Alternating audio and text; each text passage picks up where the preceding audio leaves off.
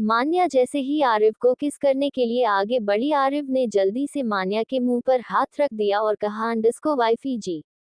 मान्या जो बस तंग करने के लिए आरिफ को किस करने का प्रिटेंड कर रही थी, लेकिन आरिफ के ऐसे हाथ रखने से वो कंफ्यूज होकर आरिफ को देखने लगती है। आरिफ जो उसके मुंह पर हाथ रखा हुआ था, उसने धीरे से लेकिन थोड़ी सी आकर्षक आवाज में कहा, अंडस्को वाइफी जी, आप मुझे जो किस करती है वो मुझे बिल्कुल पसंद नहीं है। मान्या ने जब ये सुना तो उसकी आंखें छोटी हो गई। तभी उसने आरिफ की आगे की लाइन सुनी जो बोल रहा था, अंडस्को आपकी किसिंग टेक्निक मुझे ज्यादा पसंद नहीं है, क्या मैं अपने तरीके से आपको किस करूं? मुझे एक तरीका मालूम है, क्या आप आजमाना चाहती है? मान्या की आंखें हैरानी सी से बड़ी हो गई। आरिफ ने इतना ही कहा था। आरिफ ने जल्दी से मान्या को घुमा दिया और अब आरिफ मान्या के अगेंस्ट खड़ा था और मान्या वॉल से सटी हुई थी। उसके चेहरे पर अभी भी आरिफ का हाथ था।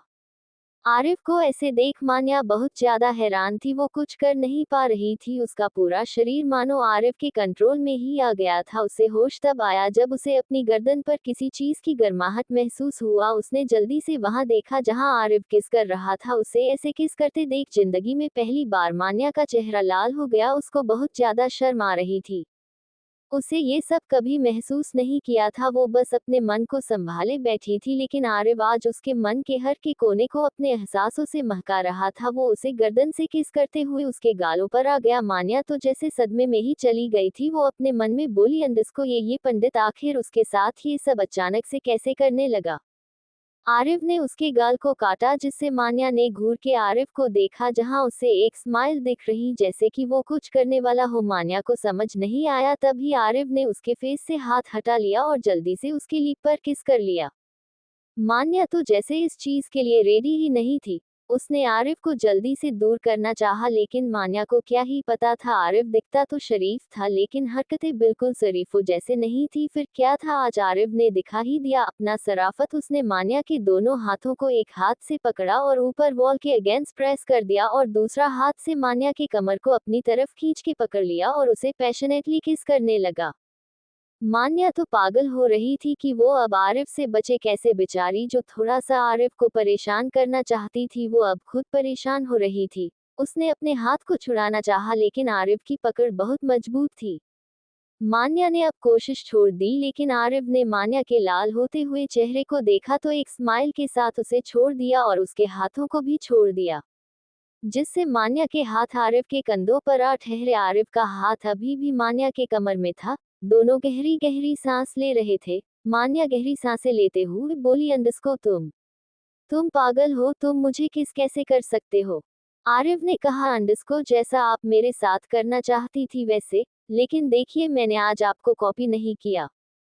मान्या तो हैरानी से आरिफ को ही देखे जा रही थी। उसे तो यकीन नहीं हो रहा था, आज आरिफ एक भोला पंडित तो बिल्कुल नहीं लग रहा था जो उसके साथ किस करने से घबरा जाता था। लेकिन आज तो यहाँ का मामला ही उल्टा पड़ा हुआ है, जहाँ मान्या को आरिफ किस करने के नए तकनीक बता रहा था।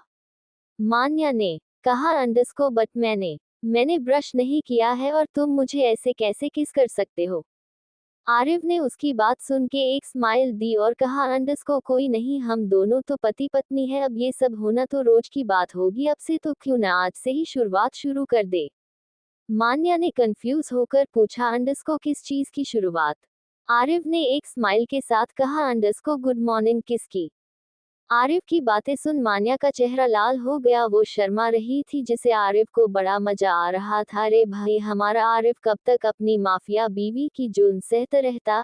एक न एक दिन तो उसे भी आवाज उठानी ही थी। मान्या जब भी उसे ऐसे उसके पास आकर उसे परेशान करती थी तो आरिफ ही तब जानता था कि वो अपने आप को उस समय कैसे कंट्रोल करता था। लेकिन आज आरिफ ने मान्या को ये बता ही दिया कि उससे पंगा न ले, वरना था तो उसका भोला पंडित उससे भी ज्यादा वाला खतरनाक, जो अपनी माफिया बीवी के लिए पागल था और उसके लिए ठड़की भी। मान्या ने अपनी गर्म होते हुए फेस को महसूस किया और वो समझ गई कि उसे शर्म आ रही है, लेकिन वो ठहरी। मान्या जिसे तो बेस्ट एक्टर का अवार्ड से नवाजा गया है, वो कैसे आरिफ को खुद से जीतने दे सकती है? इसलिए वो आरिफ को गुस्से से घूरती हुई बोली, अंडस्को छोड़ो मुझे। मान्या को गुस्सा करता देख आरिफ कंफ्यूज हो गया। वो कुछ समझ पाता उससे पहले ही मान्या ने उसके हाथ को अपने कमर से हटाते हुए गुस्से से आरिफ को खींचते हुए बाथरूम से बाहर आए और आरिफ को रूम से बाहर करते हुए गुस्से से बोली, अंडस्को निकलो यहाँ से, अभी मेरे सामने मत आना वरना मैं नहीं जानती मैं क्या हाल करूंगी तुम्हारा। इतना बोल उसने आरिफ के मुंह सामने ही डोर को पटकते हुए बंद कर दिया। आरिफ कंफ्यूज हो गया कि अब इसकी बीवी को क्या हो गया। उसे लगा था कि मान्या शर्मा रही है, लेकिन उसकी सोच उस पर ही भारी पड़ी। वो तो शर्माने के बजाय उस पर भी गुस्सा कर रही है। आरिफ ने कंफ्यूज होकर अपने ही बाल पर हाथ फेरा और अपने रूम में चला गया। मान्या वही दरवाजे से चिपकी हुई अपने आप को गहरी गहरी सांसें लेकर संभाल रही थी और अपने मन में बोली, अंडस्को ओह गॉड, इस पंडित को कभी कभी होता क्या है, कभी भोला पंडित रहता है, कभी हॉट पंडित, आज तो ठरकी पंडित बन गया। अगर मैं इसके साथ अभी और रहती तो पक्का पागल हो जाती। इतना बोल उसने अपने सिर को हिलाया और वॉशरूम चली गई। वहीं दूसरी तरफ मानन विला में युवराज ने जो ड्रेस दी थी माही उसे पहनने के नाकाम कोशिश कर रही। उसे वो ड्रेस समझ ही नहीं आ रहा था कि वो करे तो करे क्या। वो ड्रेस इतनी उलझ गई थी कि उसको अब रोने का मन कर रहा था। तभी बाहर से उसे कोई जाता हुआ दिखाई दिया, जिसे देख माही बोली, अंडस्को सुनिए। वो मोनिका थी। उसने उस तरफ देखा जहां से आवाज आई, जहां माही वो ड्रेस पहनने की कोशिश कर रही थी। माही ने जब देखा कि वो जिसे बुला रही थी वो मोनिका है तो उसकी आवाज लड़खड़ा गई। उसने कहा, अंडस्को माफ कीजिएगा, हम गलती से आपको आवाज लगा दिए, हमें लगा कोई और है। मोनिका ने ऊपर से नीचे तक माही को देखा, मुंह बिगाड़ते हुए कहा, अंडस्को ये किस तरीके से तुमने कपड़े पहने हैं। माही ने वो ड्रेस देखा और रोनी सूरत बनाते हुए कहा, अंडस्को वो मुझे पता नहीं है ये ड्रेस कैसे पहनते हैं। मोनिका उसके पास मुंह बिगाड़ते हुए आए और ड्रेस को उसकी बॉडी से निकाल दी। ये देख माही हैरान रह गई और पीछे मुड़ गई, जिससे मोनिका ने चिढ़ते हुए कहा, अंडस्को हिलो मत, पहले से तुमने इसे उल्टा पहना हुआ है जिसे इसका पूरा फैब्रिक इसमें उलझ गया है। माही अब समझ आया कि मोनिका उसकी मदद करना चाहती है, बस इसलिए उसे खुशी हुई। मोनिका ने सारे उलझे हुए फैब्रिक को सुलझा दिया और कहा, अंडस्को लो हो गया। माही जब देखती है मोनिका ने उसके कपड़े ठीक कर दिए हैं तो वो बहुत खुश होती है। उसने खुश होकर मोनिका को देखती है और कहती है, अंडस्को थैंक यू मोनिका जी, आपने हमारी मदद की। मोनिका ने कुछ नहीं कहा और बाहर चली गई। उसके जाते ही माही को वो ड्रेस अच्छे से पहन लिया था। उसने अब आईने में खुद को देखा, रियली वो बहुत ज्यादा खूबसूरत दिख रही थी। उस ड्रेस में उसने ध्यान से दिया जहां स्लीव्स में धागों से काम हुआ था, जिसके कारण वो ड्रेस वो पहन नहीं पा रही थी। फिर उसने जल्दी से अपने सुंदर से बालों को एक तरफ करके एक प्यारा सा जुड़ा बनाया और चेहरे पर लगाने के लिए उसके पास कुछ था ही नहीं, इसलिए उसने चेहरे पर कुछ नहीं लगाया, बस मांग में सुंदर और गले में मंगलसूत्र पहन लिया। माही ने मुस्कुराया। तभी एक मेड आए और बोली, अंडस्को मैम सर आपको नीचे बुला रहे हैं। माही ने हाँ में सिर हिलाया और धीरे से सर है में हिलाया। उसने एक बार आईने में खुद को निहारा और नीचे चली गई। वो जैसे ही नीचे गई उसने देखा युवराज किसी से फोन पर बात कर रहा है। माही धीरे धीरे नीचे उतरी। वही युवराज ने जल्दी से कहा, अंडस्को चलो जल्दी। माही ने उसकी बात सुनी तो हाँ में सिर हिलाया और उसके पीछे जाने लगी। माही का मन अब थोड़ा उदास हो गया क्योंकि युवराज ने उस पर जरा सा भी ध्यान नहीं दिया था। क्या वो युवराज को इतना नापसंद थी कि युवराज ने उसे देखा भी नहीं? अगर ऐसा है तो वो उसे ऐसे किसी जगह पर क्यों लेकर जा रहा है? वही मोनिका सोफे में बैठकर आराम से एप्पल खाते हुए अपना फोन देख रही थी। वो दोनों को जाता देख उसके चेहरे पर एक शैतानी मुस्कान आ गई। वो दोनों कार के पास आए। युवराज अपने ड्राइविंग सीट में आया। वही माही को समझ नहीं आ रहा था कि वो कहाँ बैठे, इसलिए वो वही खड़ी रही। युवराज ने देखा कि माही कार में नहीं बैठी है तो वो बोला, अंडस्को क्या मैं तुम्हें इनविटेशन दूं कार के अंदर बैठने का? बैठो जल्दी से, मेरे पास उतना टाइम नहीं है। माही युवराज की बात सुन हड़बड़ा जाती है और जल्दी से आगे के सीट में बैठ जाती है।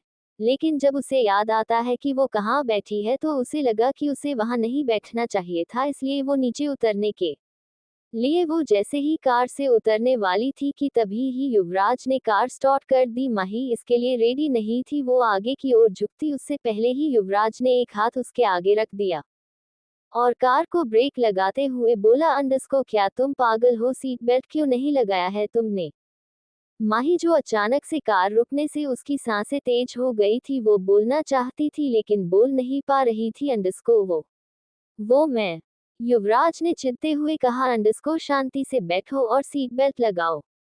माही युवराज की गुस्से भरी आवाज सुन घबरा गई और जल्दी से सीट बेल्ट लगा लिया, लेकिन उसके चेहरे पर उदासी साफ दिख रही थी। सच में ये युवराज कितना रूड है यार, जरा सा माही को देखकर थोड़ा सा कॉम्प्लीमेंट दे देता तो क्या हो जाता, लेकिन यहाँ युवराज तो माही को डांट रहा है, जिससे बेचारी माही और ज्यादा अपसेट हो गई। लेकिन नहीं, युवराज तो युवराज था, उसे तो मान्या के जैसे रूड होना है। अब उसका भाई जो ठहरा, चाहे खून का न सही मन से तो बहन है ही उसकी।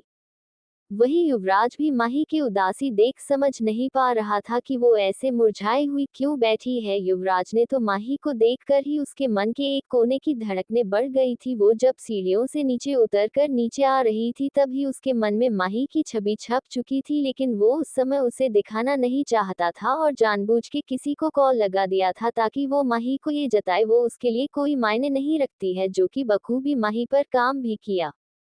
माही इसलिए बहुत उदास थी। माही युवराज को देखती है जो ड्राइविंग कर रहा था, उसके चेहरे पर न खुशी के भाव थे न गम के, बट आंखें वो जरूर अलग थी, उसमें चमक थी किसी चीज के मिलने की खुशी। माही उसको देखती है और एक स्माइल देकर अपने आप से ही कहती है, अंडस्को लगता है ये बहुत खुश है, इसलिए शायद उन्हें मेरी उदासी दिखाई न दी। कोई बात नहीं, मैं भी खुश हूँ अब इन्हें देखकर।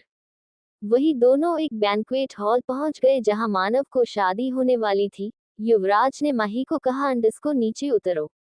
माही जो उस बड़े से बैंक्वेट हॉल को देख रही थी, उसने युवराज की बात सुन उसे देखा जो उसे ही देख रहा था। माही ने कहा, अंडस्को आ। हाँ। उसने अपनी सीट बेल्ट खोली और कार से उतर गई। युवराज ने कहा, अंडस्को मैं कार पार्क करके आता हूँ, तुम यहाँ से हिलना मत। माही ने हाँ में सिर हिलाया।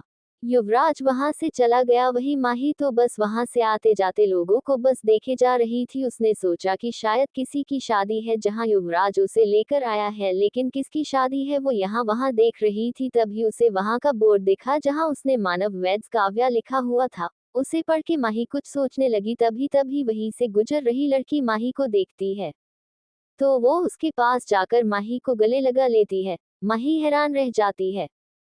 वो लड़की खुशी से चहकते हुए बोली, अंडस्को माहिरा कहाँ थी तुम इतने सालों से, और इतने सालों बाद यहाँ। माही जो हैरान थी माहिरा नाम सुन और कंफ्यूज हो गई। वो जल्दी से उस लड़की को खुद से अलग करते हुए बोली, अंडस्को जी आप कौन है, और हम माहिरा नहीं है। वो लड़की हंसते हुए बोली, अंडस्को माहिरा प्लीज मजाक मत करो, मैं जानती हूँ तुम माहिरा हो, एंड क्या तुम मुझे भूल गई, मैं अनाया तुम्हारी क्लासमेट।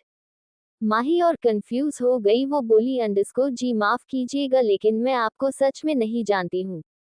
अनाया ने कहा, अंडस्को अरे हम दोनों एक ही कॉलेज में पढ़ते थे। माही सोचने लगी। वो बोली, अंडस्को सॉरी मैं तो कभी कॉलेज गई ही नहीं तो आपको कैसे जानूंगी, शायद आप मुझे कोई और समझ रही है।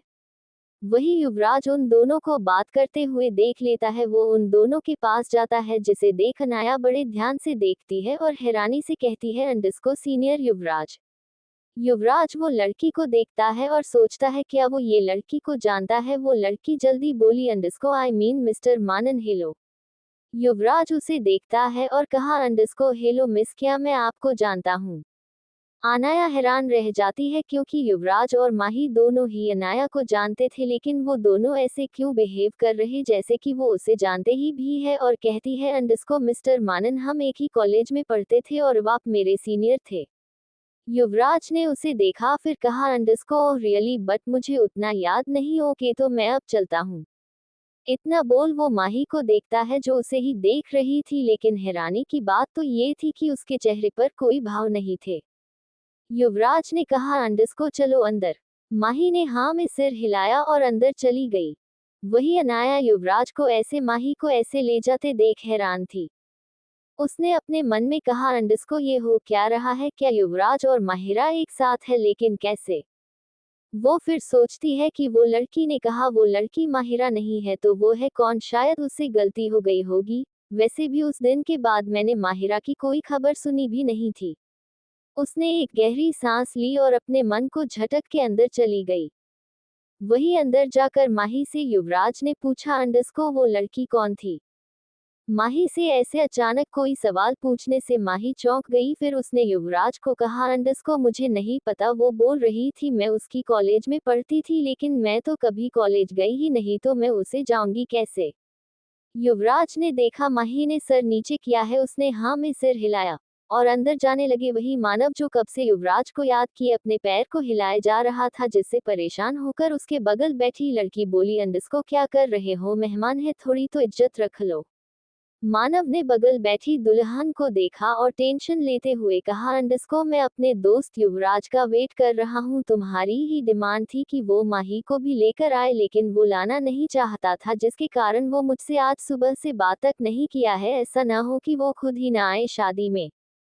काव्या ने कहा, अंडस्को अरे वो आ जाएगा, देखो वो आ भी गया। काव्या ने मुस्कुराते हुए वहां देखा जहां युवराज था। मानव ने उसे देखा और खुश होते हुए अपनी जगह से ही उठ गया। काव्या ने ऐसे हड़बड़ी करते देख बोली, अंडस्को अरे अरे रुक जाओ, उसे आने तो दो। मानव ने कहा, अंडस्को अरे अब वेट नहीं होता, मुझे भी देखना है युवराज ने शादी किससे की है। मानव की बात सुन काव्या को पता चला कि उसे युवराज से नहीं उसकी वाइफ से मिलना था, इसलिए वो इतना हड़बड़ा रहा था। काव्या ने घूर के मानव को देखा जो युवराज को देख रहा था। उसने अपने मन में कहा, अंडस्को रुक जा बेटा, शादी होने दे मेरी, फिर तुझे दिखाती हूँ मिलना क्या होता है। वही युवराज मानव के पास गया और दोनों को शादी करते देख बहुत खुश था। वही काव्या भी अपने सीट से खड़ी हो गई और बोली, अंडस्को अच्छा हुआ युवराज तुम आ गए, वरना तुम्हारे बिना तुम्हारा ये दोस्त अपनी तबीयत ही बिगाड़ लेता है न। मानव मानव ने कहा, अंडस्को हाँ हाँ काव्या सही कह रही है, देखो मैं कितना दुखी हूँ। युवराज ने मानव के सिर मारते हुए कहा, अंडस्को हाँ पता है कितना याद करता है तू, मैं तो सोच रहा हूँ काव्या को तुझ जैसे नौटंकी के अंदर दिखा क्या, जिससे वो तुझसे शादी करने के लिए मान गई। फिर युवराज ने हंसते हुए कहा, अंडस्को काव्या अभी भी वक्त है इससे शादी करने से बचने का। काव्या हंसने लगी। वही मानव ने कहा, अंडस्को अरे अरे अरे तू तो मेरी वाइफ को भड़का रहा है। युवराज ने उसे देखा और कहा, अंडस्को तो क्या करूं, तेरी हरकतें ही ऐसी है। मानव का मुंह बन गया। तभी काव्या ने युवराज के पीछे देखा जहां माही हैरानी से युवराज को देख रही थी, क्योंकि उसे नहीं लगा था कि युवराज ऐसे भी कभी बात कर सकता है। काव्या ने स्माइल करते हुए कहा, अंडस्को क्या तुम ही माही हो। माही चौंक गई और सामने देखने लगी। काव्या के ऐसे कहने से माही चौंक जाती है और सामने देखती है जहां काव्या माही को एक स्माइल साथ देख रही थी। माही ने उसे देखकर कहा, अंडस्को तुम ही माही हो न युवराज की वाइफ। माही को समझ नहीं आया कि वो क्या बोले, इसलिए फिर उसे याद आता है कि युवराज तो उसे अपनी वाइफ मानता ही नहीं है, तो वो उसे क्या ही बोले, इसलिए वो अपना सिर को नीचे कर लेती है। वही उसका बिहेव देखो, दोनों बड़ा अजीब लगता है, लेकिन युवराज तो उसे घूर रहा था। तभी काव्या युवराज से बोली, अंडस्को क्या वो माही है।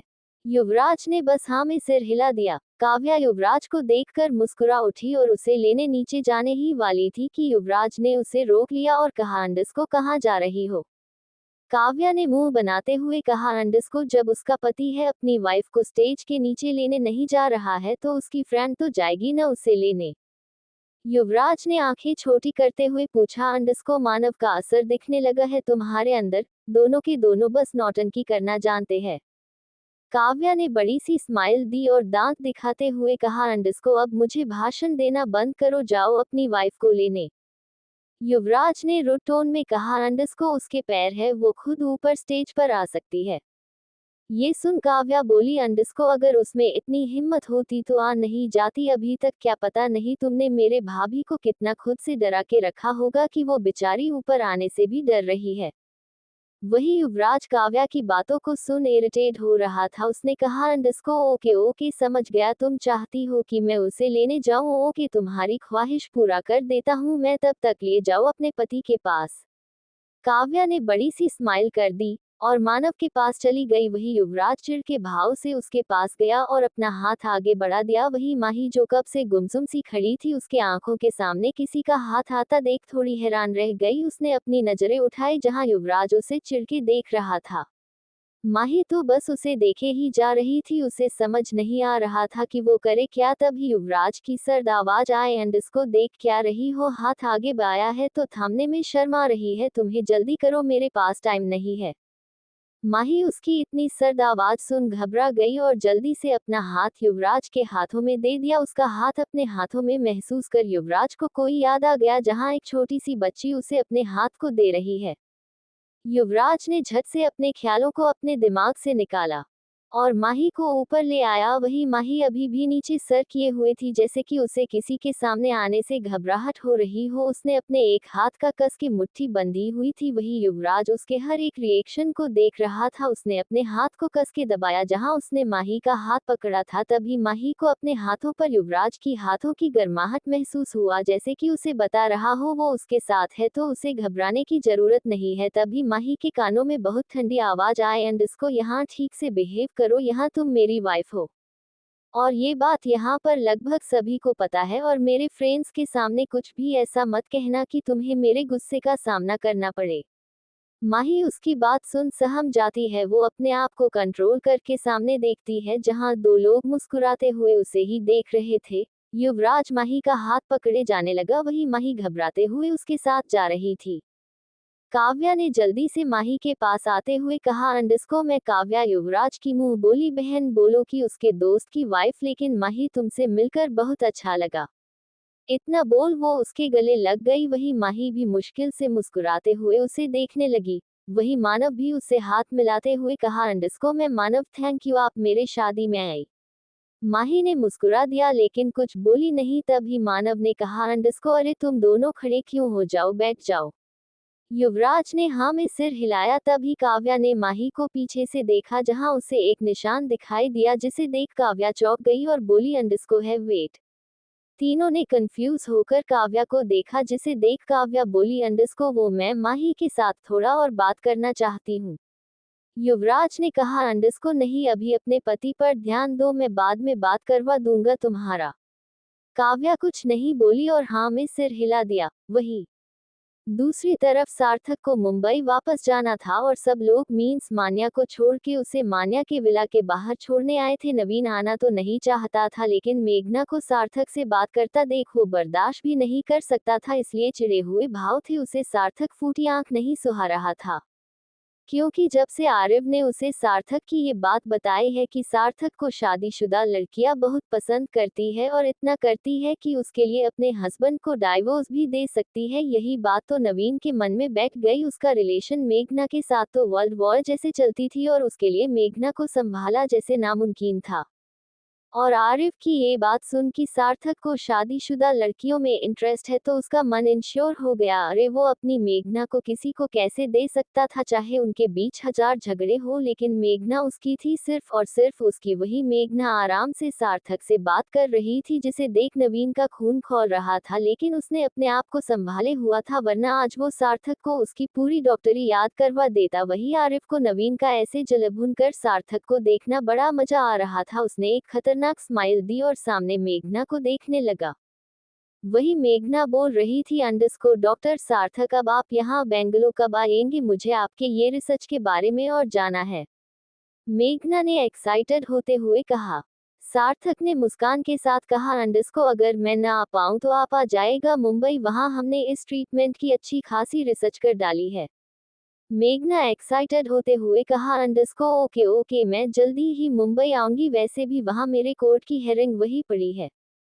सार्थक हंसते हुए कहा, अंडस्को ये तो बहुत अच्छी बात है, तो मैं आपसे जरूर वहां मिलूंगा। वही नवीन अब उनकी बातें बर्दाश्त नहीं कर सकता था, इसलिए वो उन दोनों के बीच टपक पड़ा और बोला, अंडस्को क्या बातें हो रही है मेरे बिना। नवीन ने जबरदस्ती की मुस्कान लिए उन दोनों से पूछा। सार्थक ने कहा, अंडस्को वो मिस मेघना को मेरे एक रिसर्च बहुत अच्छी लगी तो वही उन्हें उनके बारे में और जानने के लिए वो मुंबई आना चाहती है। अंडस्को तुम मुंबई जाना चाहती हो? नवीन ने चौंकते हुए पूछा। मेघना ने कहा, अंडस्को हाँ, मैं ये रिसर्च के बारे में बहुत इंटरेस्टेड हूँ। नवीन ने थोड़े नाराजगी से कहा, अंडस्को क्या तुम्हें यहाँ काम नहीं है जो तुम मुंबई जाना चाहती हो? मेघना ने कहा, अंडस्को मैं वहां काम के लिए ही जा रही हूँ, तुम्हें याद नहीं है क्या कि मीनाबार केस की हियरिंग मुंबई में है। नवीन को याद आया कि ये केस तो उसने ही मेघना को दिया था, क्योंकि उसका शेड्यूल अभी बहुत ज्यादा बिजी था तो वो और एक केस ले नहीं सकता था। नवीन ने चिढ़ते हुए कहा, अंडस्को वहां तुम केस के लिए जाओगी कि मौज मस्ती के लिए? मेघना नवीन को घूर के देखती है और बोलती है, अंडस्को एक्सक्यूज मी, मैं वहाँ काम के लिए ही जा रही हूँ ओके, और काम के बाद में कुछ भी करूँ तुम्हें क्यों फर्क पड़ रहा है? नवीन ने घूरते हुए उससे कहा, अंडस्को मुझे क्यों फर्क पड़ेगा, मैं बस चाहता हूँ वो केस बहुत इम्पोर्टेंट है, ओके तुम्हारे इस घूमने फिरने के चक्कर में हम केस हार न जाए। मेघना ने हाथ बांधते हुए एक तिरछी मुस्कान के साथ कहा, अंडस्को ओह रियली टाइम्स ज्यादा केस तो मैंने जीते हैं, तो मिस्टर नाथ आप मेरी केस हारने की टेंशन बिल्कुल मत लीजिए। नवीन ने गुस्से से अपनी मुठिया कस ली और मेघना को देखा जो फिर से उसे इग्नोर कर सार्थक से बात करने के लिए मुड़ी, जिससे नवीन ने उसका हाथ पकड़ लिया। तो मेघना हैरान रह गई, वो कुछ नहीं बोली लेकिन उसकी आंखें नवीन को घूर जरूर रही थी। तभी आरिफ की आवाज आए, अंडस्को तुम दोनों फिर से शुरू हो गए, अरे जरा तो लिहाज कर लो, सामने डॉक्टर साहब है। नवीन और मेघना ने आरिफ को घूर के देखा जिससे बेचारा चुप हो गया। वही सार्थक ने कहा, अंडस्को आई थिंक मुझे यहाँ से चलाना चाहिए, मेरी फ्लाइट लेट हो जाएगी। दोनों ने एक मुस्कान दे दी। वही आरिफ बोला, मैं इन्हें छोड़ के आता हूँ। वही दोनों ने कुछ नहीं कहा और हाँ में सिर हिला दिया आरिफ और सार्थक को जाते देख। मेघना ने अपना हाथ नवीन से छुड़ा लिया और गुस्से से बोली, अंडस्को तुम्हारी प्रॉब्लम क्या है, तुमने ऐसा क्यों किया। नवीन जो अपने हाथ को देख रहा था जहां मेघना का हाथ उसने पकड़ा हुआ था, उसने अब लाल आंखों से मेघना को देखा, जिसे देख मेघना के पल के लिए डर गई, उसका दिल जोरों से धड़कने लगा, लेकिन उसने खुद को संभाले रखा। नवीन ने फिर से मेघना का हाथ पकड़ लिया और उसके हाथों को पीछे करते हुए मोड़ दिया। मेघना हैरानी से उसे देख रही थी। नवीन उसके हाथों को मोड़ के उसे अपने पास खींच लिया और दांत पीसते हुए कहा, अंडस्को अगले बार से तुम मुझे किसी भी मर्द के करीब नहीं दिखनी चाहिए। मेघना हैरानी से नवीन को देख रही थी। उसने अपने हाथ को छुड़ाते हुए कहा, अंडस्को नवीन छोड़ो मुझे, ये क्या कर रहे हो तुम, मैं जिससे भी मिलूं तुम्हें क्या, I am a independent women, मुझे तुम कोई काम करने के लिए नहीं रोक सकते। मेघना की बात सुन नवीन एक डेविल स्माइल देता है और कहता है, अंडस्को रोक सकता हूँ वो हर चीज करने से जो मुझे पसंद नहीं है। मेघना ने भी एक तिरछी मुस्कान दी और कहा, अंडस्को तो रोक के दिखाओ। नवीन ने कहा, अंडस्को तुम मुझे चैलेंज कर रही हो। मेघना ने उसकी आंखों ने देखकर कहा, अंडस्को तुम इसे चैलेंज समझो कि जिद ये तुम जानो, क्योंकि तुम्हें तो पता है मेघना नायडू किसी न हारती है न किसी के आगे झुकती है। नवीन ने भी एक स्माइल के साथ कहा, अंडस्को बट इस बार तुम हारोगी, वो भी अपने ही हस्बैंड से। इतना कह उसने मेघना का हाथ छोड़ दिया और अपने कार की ओर मुड़ते हुए कहा, अंडस्को मोम घर में आई हुई है, हमें जाना पड़ेगा अभी। मेघना एक स्माइल दे रही थी जैसे कि उसे कोई खजाना मिल गया हो। उसने भी उसके पीछे जाना शुरू कर दिया और उसके कार में बैठ गई। वही दूर से आरिफ और सार्थक उन दोनों को ही देख रहे थे। आरिफ ने कहा, अंडस्को थैंक यू, तुम्हारी ही कारण नवीन के मन में जलन के भाव आए। सार्थक ने हंसते हुए कहा, अंडस्को मुझे कुछ करने की जरूरत थी ही नहीं, मिस्टर नवीन पहले से मिस मेघना को प्यार करते हैं, लेकिन शायद उन्हें इस बात का पता नहीं है। आरिफ ने मुस्कान दी, फिर एक सीरियस फेस बनाते हुए कहा, अंडस्को क्या तुम्हें मेघना की कंडीशन कैसी लगी, क्या उससे वो बीमारी ठीक हो जाएगी। सार्थक ने आरिफ को देखा और एक गहरी सांस लेते हुए कहा, अंडस्को सर पहले तो मुझे लगा था आप मान्या मैम की बीमारी के लिए मुझे यहाँ बुलाए हैं, फिर आपने मेघना की कंडीशन बता के मुझे शॉक कर दिया। आरिफ ने कहा, अंडस्को मान्या मेरी जिम्मेदारी है, उसके लिए मैं हूँ, बट मेघना का केस उल्टा है, उसे लगता है वो लड़की अभी भी जिंदा है और उसे मारने आने वाली। ये बात मुझे नवीन ने बताई थी कि कभी कभी वो नींद में ये सब बोल चिल्लाती है। सार्थक ने कहा, अंडस्को हाँ मुझे भी लगता है मेघना जी के दिमाग से ये सब निकालने के लिए उन्हें शायद उनके हस्बैंड ही रोक सकते हैं, लेकिन आपके मुताबिक ये चीज मिस्टर नवीन को नहीं पता कि वो प्रेग्नेंट है। आरिफ ने सार्थक को देखा और कहा, अंडस्को उसे अभी पता चला तो शायद वो मेघना को छोड़ भी सकता है, क्योंकि अभी तक हमें नवीन के दिमाग में क्या चल रहा है वो शायद वही जानता है। सार्थक ने कहा, अंडस्को आपका मतलब है कि मिस्टर नवीन कुछ है जो हम सब से अपने ही बारे में छुपा रहे हैं। आरिफ ने हाँ में सिर हिलाया। सार्थक हैरानी से आरिफ को देखने लगा जिसके चेहरे पर कोई भाव नहीं थे। वही दूर से उन सबको कोई देख रहा था और उसकी वीडियो बनाकर किसी को भेज रहा था। मान्या अपने फोन को चला रही थी और सोच रही थी ये पंडित कहाँ गया, छोड़ने गया है कि उनके साथ घर बसाने। इतना सोच उसने बुरा सा मुंह बनाया और फिर से अपने फोन को देखने लगी जहां उसे रेहान का कॉल आ रहा था। उसने फोन उठाया और बोली, अंडस्को हम्मम बोलो। रेहान ने कहा अंडस्को मैम अरमान सर को मैं और कोई बहाना देकर नहीं रोक सकता है आपसे मिलने के लिए, क्योंकि पहले से 2 हफ्तों में मैंने उन्हें आपके इंडिया न होने की खबर से रोका हुआ था। अब उन्हें भी पता चल चुका है कि आप इंडिया आ चुकी है। मान्या ने उबासी लेते हुए कहा अंडस्को और कुछ कहना है तुम्हें? रेहान हैरानी से कहा अंडस्को मैम मैं बोल रहा हूँ कि आप अरमान सर मिलने वाली है कि मैं उन्हें फिर से मना कर दूँ? मान्या ने केयरलेसली कहा अंडस्को मना कर दो, अच्छा उसको छोड़ो और मॉल जाकर अच्छे से अच्छा एक गिफ्ट पैक करो। रेहान हैरान था, वो बोला अंडस्को गिफ्ट पर क्यों मैम, किसके लिए? मान्या ने सामने देखते हुए स्माइल के साथ कहा अंडस्को वो मेरी सासू माँ से मिलना चाहती हूँ तो उन्हें कुछ तो गिफ्ट देना पड़ेगा ना। उसकी नज़र सामने दरवाजे पर थी जिसे देख वो बहुत ज्यादा मुस्कुरा रही थी। रेहान तो जैसे सदमे में ही चला गया था, सीरियसली मान्या की सासू माँ ये सुन तो कोई भी अपने होश खो बैठता। मान्या ने आगे कहा अंडस्को हाँ, और एक ब्रांड न्यू फोन भी लेकर आना, मुझे अभी याद आया कि मेरे पति के पास तो कोई फोन भी नहीं था। रेहान तो जैसे सदमे में चला गया था, वही उसके पास बैठी शिविका उसे ऐसे देख कंफ्यूज हो रही थी। वही मान्या ने आगे कहा अंडस्को अच्छा तुम शिविका को लेकर जाना, ओके गिफ्ट खरीदने, ओके। इतना बोल वो फोन काट दी। वही रेहान अब शिविका को देखता है जो उसे ही हैरानी से देख रही थी। शिविका ने कहा अंडस्को क्या हुआ रेहान, कुछ प्रॉब्लम है? रेहान ने कहा अंडस्को नहीं, हम दोनों को मान्या मैम के सासू माँ के लिए गिफ्ट लेने मॉल जाना है। शिविका ने कहा अंडस्को ओह गिफ्ट लेने जाना है, ठीक है चले जाएंगे। फिर उसने रेहान की बातों को सुन हैरान रह गई और लगभग चिल्लाते हुए बोली अंडस्को व्हाट मान्या मैम मैरिड है? रेहान ने हाँ में सिर हिलाया। शिविका को तो यकीन ही नहीं हो रहा था। वही आरिफ मान्या के रूम के बाहर दरवाजे पर छुपकर खड़ा होकर सब बातें सुन ली थी। उसका चेहरे का रंग तो उड़ ही गया था, मानो यार अब बेचारा करे तो करे क्या, असली माँ से वो मिलवा नहीं सकता और नकली माँ उससे मिल नहीं रही थी। उसको आज सच में कहीं जाकर छिप जाने का मन कर रहा था। वही मान्या डोर के पास छुपे आरिफ को देख रही थी, उसके चेहरे पर एक शैतानी मुस्कान थी। उसने अपने एक्सप्रेशन कोड किए और कड़क आवाज में कहा अंडस्को अब क्या बाहर ही रहने वाले हो कि अंदर में तुम्हें खींच के लाऊं? आरिफ समझ गया कि मान्या ने उसे देख लिया, पर उसे मान्या के सामने जाने का बिल्कुल मन नहीं था, लेकिन को कर भी क्या सकता था, उसे जाना तो पड़ेगा। वही मान्या अंदर अंदर आरिफ की ये हालत को देख हंस जा रही थी। आरिफ अंदर आया तो मान्या ने उसे कड़क आवाज में पूछा अंडस्को तुम बाहर दरवाजे के पास क्या कर रहे थे? आरिफ ने सर नीचे करते हुए कहा अंडस्को वो आपने ही तो मुझे सुबह अपने कमरे और आज आपको अपना चेहरा दिखाने से मना किया था। आरिफ के आज सुबह के जिक्र से उसे सुबह का किस याद आ गया, उसके गाल लाल हो गए। उसने अपने मन को कंट्रोल किया और बात बदलते हुए कहा अंडस्को अच्छा अच्छा छोड़ो उसे, आज वैसे भी तबीयत ठीक लग रही है, तो मैं सोच रही हूँ कि आज ही तुम्हारी माँ से मैं मिलने जाऊं। आरिफ ने जब ये सुना तो जल्दी से बोला अंडस्को नहीं।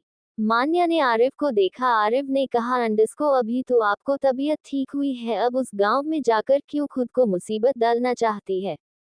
मान्या ने घूर के आरिफ से कहा अंडस्को मैं किसी भी मुसीबत में नहीं पड़ती, उल्टा सब मुझे मुसीबत कहते हैं और आज मुझे तुम्हारी माँ से मिलना फाइनल है बस। आरिफ अब घोर मुसीबत में पड़ गया था। उसने कहा अंडस्को बट वाइफी जी अभी मैंने अपने माँ को खबर नहीं दिया है, मैं पहले उन्हें बता तो दूं। मान्या ने कहा अंडस्को कैसे बताओगे, तुम्हारे पास तो फोन ही नहीं है। आरिफ ने जबरदस्ती हंसते हुए कहा अंडस्को लैंडलाइन है न, उससे फोन कर लूंगा। मान्या ने छोटी छोटी आंखें करके कहा अंडस्को ओके जाओ करके आओ। आरिफ को तो जैसे जिंदगी मिल गई हो, वो जल्दी से वहां से भाग गया। मान्या उसे एक तिरछी स्माइल दी और फिर से अपने फोन में देखने लगी। आरिफ बाहर आया और बोला अंडस्को अब क्या करूं, कहां से लाऊं, अब शायद मुझे अपनी ही तरीके से सब करना पड़ेगा। इतना बोल वो अपने कमरे में गया और अपने ड्रॉ से अपने फोन को निकाला और किसी को कॉल करते हुए बोला अंडस्को जल्दी से चिकोड़ी में एक घर और एक नकली माँ की इंतजाम करो। वही दूसरे तरफ से हैरानी से आवाज आए अंडस्को क्या? आरिफ जो किसी से फोन पर बात कर रहा था, तभी उसने कहा अंडस्को जल्दी से चिकोड़ी में एक घर और एक नकली माँ के इंतजाम करो। दूसरे तरफ से हैरानी से आवाज आए अंडस्को व्हाट? आरिफ ने कहा अंडस्को हाँ जल्दी कीजिए। दूसरे तरफ से आवाज आए अंडस्को आरिफ मुझे पता है तुम्हें अजीब अजीब गेटअप लेने में मजा आता है, लेकिन अब कौन सी नाटक कर रहे हो तुम? आरिफ अपने मन में सोचा, अंडस्को मजा, यहाँ तो सजा मिल रही है, हाय मेरी किस्मत। आरिफ ने कहा, अंडस्को भाई आप करने वाले हैं कि नहीं। दूसरे तरफ से आवाज आए, अंडस्को नहीं नहीं करने वाला यार, पहले से तुम मेरे नाम का इस्तेमाल किए लोगों से मिलते आए हो, कभी तो जिंदगी में खुद के आइडेंटिटी का इस्तेमाल करो। आरिफ अब अपने भाई की बात सुन पक रहा था। वो बोला, अंडस्को ओके मत कीजिए मेरी मदद, और डोंट वरी इस बार मैंने अपना नाम नहीं छुपाया है। लेकिन फिर अपने मन में बोला, अंडस्को लेकिन अपनी पहचान जरूर छुपाई है। आरिफ के भाई ने उबासी लेते हुए कहा, अंडस्को वैसे तुम्हें नकली माँ की क्या जरूरत पड़ गई। आरिफ बेचारा बेड पर बैठ गया और बोला, अंडस्को अरे मेरे बीवी को मिलना है उसकी सासू माँ से। उसके भाई की आवाज आए, अंडस्को ओ तुम्हारी बीवी को मिलना है। फिर दूसरे तरफ से आवाज आए, अंडस्को क्या क्या क्या तुम्हारी बीवी वो कहाँ से आई, तुमने क्या शादी कर ली क्या। आरिफ ने जब पता चला बेचारा फ्लो फ्लो में क्या बोल डाला, तब उसने जल्दी से कहा, अंडस्को नो नो ऐसा नहीं है। दूसरे तरफ से आवाज आए, अंडस्को रियली फिर कैसा है, हाँ देख बड़ा भाई हूँ मैं तेरा, सच सच बता क्या कांड किया है तूने अब। आरिफ उसको क्या ही बोलता, उसने कितना बड़ा कांड जो कर रखा है। फिर भी उसने बात को संभालते हुए कहा, अंडस्को कुछ भी नहीं, ऐसा कुछ नहीं, अच्छा मुझे न नहाने जाना है, बाय। इतना बोल उसने फोन कट कर दिया। वही एक बड़े से ऑफिस में एक केबिन में बैठा आदमी कान में फोन लगाए, अंडस्को हेलो हेलो आरिफ। फिर उसने फोन को घूरा और कहा, अंडस्को कमाल है यार, पता नहीं ये लड़का क्या करना चाहता है। तभी पीछे से एक आवाज आए, अंडस्को मिस्टर अर्निव। वो आदमी अपना चेयर घूमता है और वहां एक हैंडसम सा आदमी दिखाई देता है, जिसे सामने खड़ी लड़की बस ताकती ही रह जाती है। वो अपने मन में बोली, अंडस्को हाय कितना हैंडसम है यार, दिल कर रहा है। वो बेचारी लड़की कुछ और सोच पाती उससे पहले है अर्निव की थोड़ी गुस्से भरी आवाज आए, अंडस्को तुम यहाँ क्या कर रही हो, मैंने अपने असिस्टेंट को बुलाया था, निकालो यहाँ से। वो लड़की बेचारी इतनी डर गई कि भाग गई वहां से, और वहां खड़ा अर्नीव का असिस्टेंट शौर्य देखकर अपना सिर हिला रहा था। वो केबिन में गया और बोला, अंडस्को सर। अर्निव जो कब से अपने फोन को देखे जा रहा था, वो सामने की ओर देखता है, जिसे उसे कड़े आवाज में पूछा, अंडस्को जब मैंने तुम्हें बुलाया था तब कहाँ थे तुम। शौर्य ने कहा, अंडस्को सर मैं आपके काम से ही नीचे गया था। आर्निव ने कहा, अंडस्को रियली। शौर्य ने हाँ में सिर हिला दिया। तभी आर्निव ने कहा, अंडस्को अच्छा छोड़ मेरा एक काम करो। शौर्य ने कहा, अंडस्को कैसा काम सर। आर्निव ने कहा, अंडस्को पता लगाओ कि मेरा भाई अभी कहाँ है और क्या कर रहा है। शौर्य ने परेशान होते हुए कहा, अंडस्को नो सर इस बार मैं नहीं करूँगा। आर्निव ने आंखें चढ़ाते हुए कहा, अंडस्को क्या कहा तुमने, तुम ये काम नहीं करोगे। शौर्य ने पूरे कॉन्फिडेंस के साथ कहा, अंडस्को ये सर आप हमेशा बोल देते हो उन्हें खोजने, जबकि आपको पता है कि जब तक उनकी मर्जी न हो उन्हें हम खोज ही नहीं सकते। आर्निव ने निराशा से हाँ में सिर हिलाया। तब भी उसने शौर्य से रिक्वेस्ट करते हुए कहा, अंडस्को बट मुझे जानना है कि वो पागल अभी कौन सा गेटअप लिए घूम रहा है। शौर्य ने साफ साफ मना करते हुए कहा, अंडस्को no means no sir. Arnav ने थोड़ा लंबा खींचते हुए कहा, अंडस्को शौर्य। शौर्य वैसे ही खड़ा रहा, लेकिन आर्निव की बात तो वो न सुनने की कसम ही खा ली थी। बेचारा हमारा आर्निव ने एक ही पैंतरा अपनाने का सोचा, अंडस्को अच्छा ठीक है, मैं तुम्हारी गर्लफ्रेंड को ये बता दूंगा कि तुम मुझ में इंटरेस्ट। शौर्य ने जब ये बात सुनी तो जल्दी से बोला, अंडस्को सर धीरे दीवारों के भी कान होते हैं, मैं करूंगा न आरिफ सर को खोजने में आपकी मदद। आर्निव ने एक बड़ी सी स्माइल दी और कहा, अंडस्को ये हुई न अच्छे असिस्टेंट वाली बात, जाओ मेरे लिए कॉफी बना के लाओ, मुझे बहुत नींद आ रही है, और अभी सो गया तो सारा काम तुम खुद तो नहीं कर पाओगे। शौर्य ने अपने मन में कहा, हाँ हाँ जैसे तो सारा काम खुद ही कर लेते हैं। फिर उसने एक फेक स्माइल के साथ कहा, अंडस्को ओके सर मैं आपके लिए अभी गर्मा गर्म कॉफी लेकर आता हूँ। आर्निव मुस्कुराया, अंडस्को हाँ जल्दी लाना। इतना बोल वो फिर से अपने फोन में घुस गया। वही दूसरी तरफ युवराज और माही एक साथ खाना खा रहे थे, क्योंकि शादी तो ऑलमोस्ट खत्म ही हो चुका था, लेकिन कुछ चुनिंदा फ्रेंड्स कॉलेज फ्रेंड्स वहां पर थे, जिससे वहां पर उनकी पुरानी बातें याद किए जाए। युवराज ने अपनी जगह से खड़ा हुआ और माही को देखा, जो वो भी खाना खत्म कर चुकी थी। युवराज ने कहा, अंडस्को तुम मानव और काव्या के पास जाओ, अभी मैं थोड़ी में आता हूँ, फिर हम घर चलेंगे। युवराज की बात सुन माही ने सर हिला दिया और वहां से युवराज चला गया। वही माही अब अपनी जगह से उठ गई और मानव और काव्या के पास गई, जहां अब शायद उनकी फैमिली के साथ वो सब लोग बैठे हुए थे। वही काव्या और उसकी मोम के साथ बातें कर रही थी, जिसे देखकर माही को बड़ा अच्छा लगा उसकी, क्योंकि वो भी चाहती थी उसकी शादी में उसकी मोम भी उससे ऐसे ही बात करे। लेकिन उसका ये सपना सपना ही रह गया। अरे बात करना छोड़ो, उसकी माँ तो उसकी शादी में आई भी नहीं थी। माही जो अपनी मंडप पर जाने तक का वेट की कि वो शायद आ जाए, लेकिन ये कभी नहीं हुआ। तभी काव्या ने माही को देखा, जिसे देख काव्या मुस्कुरा के बोली अंडस्को, अरे माही तुम यहाँ, अरे वहाँ क्यों खड़ी हो, यहाँ आओ मेरे पास। माही का नाम सुनते ही काव्या की मॉम चौंक गई और वहां देखती है जहां वही लड़की को देखकर जहां उन्होंने युवराज के घर में उसकी वाइफ का इलाज किया था, उसे काव्या की मॉम चौंक गई और बोली अंडस्को, ये माही है युवराज की वाइफ। काव्या थोड़ी हैरान रह गई और अपनी मोम से पूछी, अंडस्को ये इस मोम बट आप कैसे जानती है। मानव भी जो इसके पास बैठा वो भी बोला, अंडस्को ये इस मोम आप माही और युवराज की शादी के बारे में जानती है। काव्या की मॉम हेमा जी ने माही को देखा, फिर कुछ सोच के बोली, अंडस्को हाँ, एक बार मुझे युवराज ने बताया था उसे चोट लगी थी, तो बातों ही बातों में उसने सब कुछ मुझे कह दिया था। मानव ने कहा, अंडस्को हाँ हो सकता है। अच्छा ठीक है माही तुम यहाँ बैठ जाओ, मैं अभी कहीं अपने कुछ फ्रेंड्स से मिलकर आता हूँ। हेमा जी ने कहा, अंडस्को बेटा तुम लोग बातें करो, मैं मेहमानों को देख के आती हूँ। काव्या को अपनी मोम का बिहेवियर कुछ अजीब सा लगा, इसलिए वो सोची कि वो अपनी मोम से बाद में पूछ लेगी। वही उसने फिर से माही को देखा जो चुप सी वहां बैठी हुई थी। काव्या ने उससे प्यार से पूछा, अंडस्को माही तुम चुप क्यों हो, क्या तुम्हें यहाँ अच्छा नहीं लग रहा है। माही जो किसी सोच में डूबी थी काव्या के बोलने से चौंक जाती है और कहती है, अंडस्को हाँ। काव्या ने कहा, अंडस्को क्या हुआ माही, कुछ प्रॉब्लम है। माही ने कहा, अंडस्को नहीं ऐसा कुछ नहीं, वो क्या है ना, हम ऐसे किसी पार्टी में कभी नहीं गए हैं। काव्या ने उसकी बात सुन कहा, अंडस्को अच्छा ये बात है कोई ना, अब तो तुम युवराज की वाइफ हो, अब तो तुम्हारा ऐसी पार्टी में आना जाना हमेशा रहेगा। माही ने उसे देखा और एक स्माइल कर दी। तभी काव्या ने माही को ध्यान से देखा, फिर उसके पीछे शोल्डर को देखती है जहां अभी उसे कोई निशान नहीं दिख रहा था। उसने हैरानी हुई, फिर सोची शायद उसे महम हो रहा होगा। माही ने काव्या को देखा तो पूछी, अंडस्को आ प को कुछ चाहिए। काव्या जो उसकी शोल्डर को देख रही थी उसने कहा, अंडस्को नहीं, वो मुझे लगता है मेरी अंगूठी गिर गई है। माही ने कहा, अंडस्को अच्छा रुकिए मैं खोज देती हूँ। काव्या ने माना करते हुए कहा, अंडस्को नहीं नहीं इसकी कोई जरूरत नहीं है। माही ने कहा, अंडस्को नहीं आप बैठिए मैं खोज देती हूँ। जैसे वो झुकी तब उसके दूसरे शोल्डर से माही अपने बाल को हटाती है, जिससे उसके शोल्डर विजिबल हो जाती है।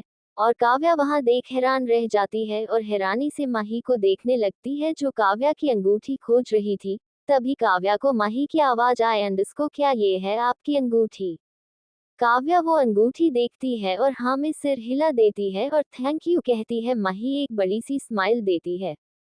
तभी काव्या उसे बैठने को कहती है, माही बैठ जाती है। काव्या तो वो निशान देख इतनी हैरान थी उसे समझ ही नहीं आ रहा था कि वो क्या बोले। तभी उसे माही की आवाज आए, अंडस्को क्या हुआ काव्या जी आप ऐसे क्यों बैठी है। काव्या अपने होश में और बोली, अंडस्को नहीं ऐसा नहीं, वो मैं सोच रही थी क्या हम दोनों पहले भी कहीं मिले हैं क्या। माही कंफ्यूज हो जाती है और बोलती है, अंडस्को क्या मतलब मुझे समझ नहीं आया, मैं तो आज ही आपसे मिली हूँ। काव्या ने कहा, अंडस्को नहीं मेरा मतलब किसी कॉलेज में यहाँ कहीं। माही ने जवाब दिया, अंडस्को नहीं मैं आपसे कभी नहीं मिली क्योंकि मैं कभी कॉलेज गई ही नहीं। काव्या ने कुछ सोचा फिर हाँ में सिर हिला दिया।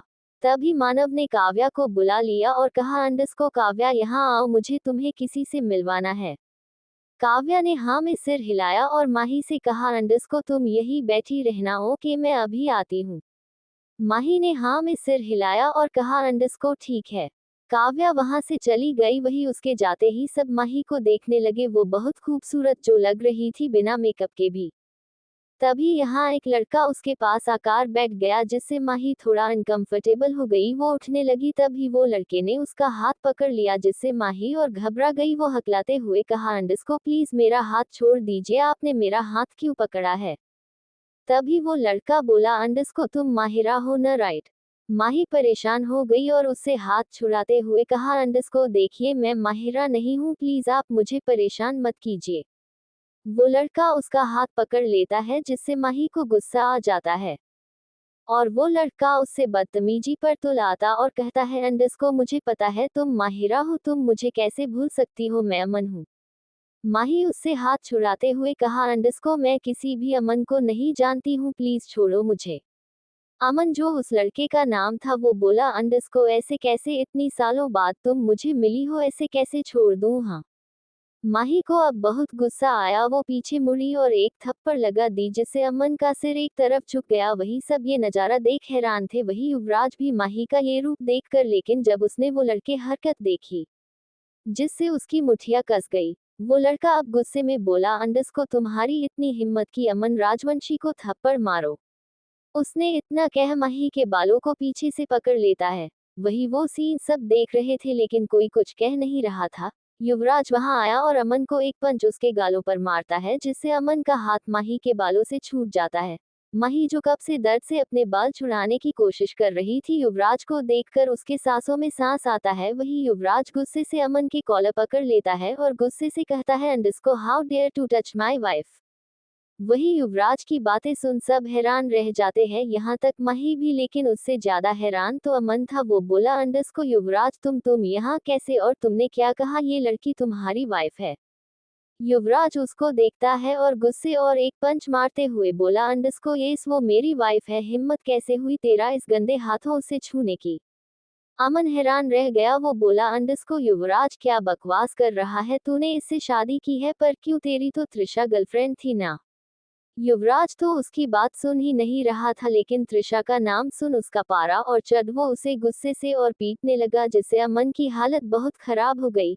वो उससे बचने की कोशिश करते हुए कहा, अंडस्को युवराज तुम मुझे क्यों मार रहे हो इस लड़की के लिए। युवराज उसे और मारता है लेकिन कोई जवाब नहीं देता है। माही जो ये सब देख रही थी वो घबरा जाती है और कहती है, अंडस्को प्लीज रुक जाए। युवराज नहीं सुनता है तो माही कहती है, अंडस्को युवराज जी प्लीज रुक जाए। माही ने आज पहली बार युवराज का नाम लिया था जिससे वो रुक जाता है और पीछे माही को देखता है जिसके आंखों से आंसू बह रहे थे, जिससे युवराज उस अमन को छोड़ देता है। लेकिन ये उसकी सबसे बड़ी भूल थी, उसके रुकते ही अमन ने एक पंच युवराज के फेस में मार देता है जिससे युवराज का चेहरा एक तरफ झुक जाता है। सब जब ये देखते हैं तो उनकी तो मानो आंखें शौक से बाहर ही आने वाली होती है। वही माही भी ये देख उसका दिल एक बार के लिए धड़कना बंद कर देता है। वही युवराज अपना सिर नीचे से धीरे से ऊपर करता है। इस समय वो इतना ज्यादा खतरनाक दिख रहा था कि सबके दिल मानो डर से भर गया, जिससे सबके कदम अपने आप ही 2 कदम पीछे हो गए। वही माही भी युवराज का ये रूप देख डर से कांप रही थी, वो भी 2 कदम पीछे हो गए। वही अमन जो युवराज को अभी अभी अपने हाथों से मारा था, युवराज को देखकर उसका लगा सूख गया और वो डर के मारे कांपने लगा। युवराज ने अपने होठों से निकलते हुए खून को अपने अंगूठे से साफ किया और एक डरवानी हंसी के साथ कहा, अंडस्को नाइस पंच, बट अभी तुम्हें बहुत सीखने की जरूरत है, कुछ न्यू टेक्निक से, और पता है वो टेक्निक कौन सिखाएगा, मैं। ये बोलते वक्त युवराज इतना ज्यादा खतरनाक लग रहा था कि सबकी धड़कनें रुक गई थी। वही युवराज और काव्या भी इतना शोर सुन वहां आए तो हैरान रह गए। उन्होंने माही को देखा जो रो रही थी और सामने युवराज उस लड़के को बड़े बेरहमी से देख रहा था, जिससे दोनों परेशान हो गए और बोले, अंडस्को हमें युवराज को रोकना पड़ेगा, नहीं तो वो गुस्से में कुछ भी कर सकता है। काव्या ने कहा, अंडस्को हाँ, मैं सब मेहमानों को घर भेजती हूँ, तुम युवराज को संभालो। मानव ने हाँ में सिर हिला दिया और युवराज के पास जाने लगा, लेकिन युवराज ने तो अमन के कॉलर पकड़ के घसीटते हुए बाहर ले जाने लगा। वही माही मानव को देखती है और रोते हुए कहती है, अंडस्को प्लीज प्लीज मानव जी, युवराज जी को रोकिए, ये सब मेरी गलती है, मेरी वजह से सब हो रहा है। मानव ने उसे देखा और माही को शांत करते हुए कहा, अंडस्को माही कॉम डाउन, मैं अभी युवराज को रोकने जाता हूँ, इसमें तुम्हारी कोई गलती नहीं है, अपने आप को दोष मत दो। माही ने कहा, अंडस्को पर। मानव ने कहा, अंडस्को तुम यही रहना, मैं अभी आता हूँ। माही ने कुछ नहीं कहा, लेकिन वो मानव को ऐसे जाता देख वो भी उसके पीछे चली गई। वही युवराज बड़े खतरनाक तरीके से लेकर जा रहा था और घसीटे हुए उसे कहीं ले जा रहा था। वही अमन चिल्ला रहा था, अंडस्को युवराज प्लीज छोड़ दो मुझे, मुझसे गलती हो गई, मुझे नहीं पता था माहिरा तुम्हारी वाइफ है, प्लीज युवराज छोड़ दो मुझे। युवराज तो जैसे एक जानवर ही बन गया था, वो उसे और खराब रास्ते से लेकर जाने लगा, जहाँ कोई सड़क नहीं थी, बस उबड़ खबर रास्ता था। युवराज उसे वहां लाकर पटक देता है, एंड इसको वो को कोई भी ही तुम्हें उससे मतलब नहीं होनी चाहिए। ये कहते वक्त उसकी आंखें इतनी ज्यादा रहस्यमय लग रहा था कि कोई भी अपनी जिंदगी उसी समय खो देता। युवराज उसके बाल पकड़े और कहा, अंडस को बोलो किसने भेजा है तुम्हें मेरी जासूसी करने के लिए। अमन हैरान रह जाता है। युवराज ने गुस्से से एक किक मारते हुए कहा, अंडस को बोल किसने भेजा है। अमन जो युवराज से इतना मार खा चुका था, वो युवराज के किक से और सह नहीं पाता और बेहोश हो जाता है। वही युवराज ये सब देख और तेजी से किक मारता है। वही मानव भी वहां पहुंच जाता है। युवराज को ऐसे देख वो जल्दी से युवराज को अमन से दूर करते हुए बोला, अंडस को युवराज क्या कर रहा ही, तू पागल हो गया है क्या। युवराज ने मानव को देखा और कहा, अंडस को इसे लेकर जाओ।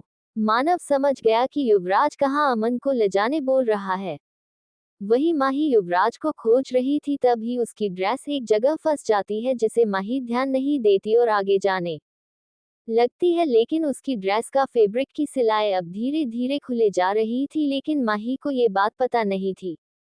वही माही जब हर जगह युवराज को खोज लेती है और उसे वो नहीं मिलता है, तो फिर से अंदर जाने लगी है, और जब वो हॉल में पहुंची तो उसके साथ कुछ ऐसा हुआ जिसके बारे में वो सोची भी नहीं थी। माही अंदर हॉल में आ गई थी, लेकिन वहां भी युवराज नहीं था। वही अमन युवराज के फाइट के बारे ऑलमोस्ट सबको ही पता चल चुका था, इसलिए वो माही को देख समझ चुके थे वो उसकी वाइफ युवराज की शादी हुई है, ये तो सब जानते थे। लेकिन कोई मीडिया या सोशल मीडिया वेबसाइट में युवराज की शादी की फोटो बिल्कुल नहीं छपी थी, तो किसी को भी आइडिया नहीं था माही ही युवराज की वाइफ होगी। लेकिन अभी जो तमाशा हुआ उसके बाद से सब माही को पहचान चुके थे।